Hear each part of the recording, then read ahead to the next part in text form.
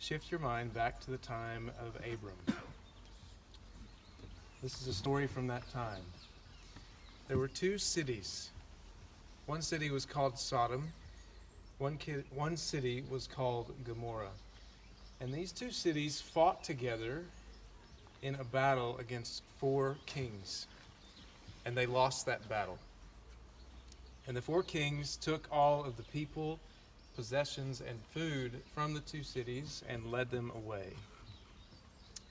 But there was a man who escaped. And he ran to a special forest, and he found Abram there, living with 3 of his friends and all of their households. And the man told Abram everything that had happened to the 2 cities. And he also told Abram that Abram's nephew Lot had been captured because he had been living in Sodom at the time. And when Abram heard that his nephew had been captured, he assembled all the men of his household and all the men of his 3 friends' households, 318 in total, and he went in pursuit of the 4 kings.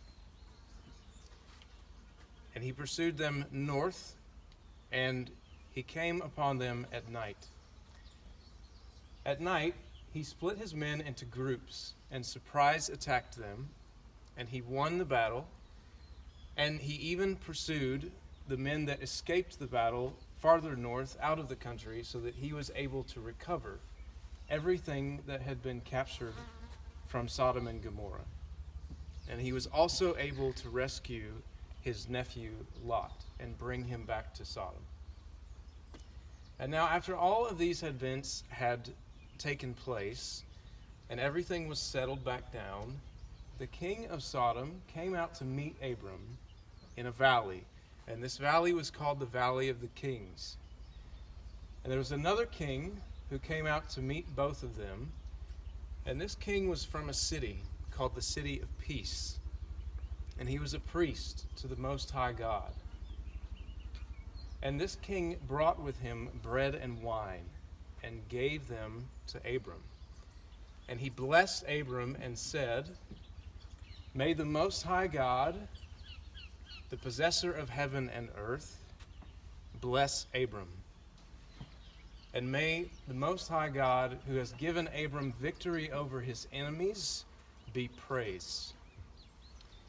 And then the king of Sodom looked at Abram and said, "I don't want the possessions or the food back.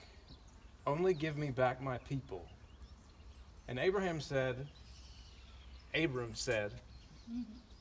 "I have sworn by the Most High God that I will take nothing that I have returned to you.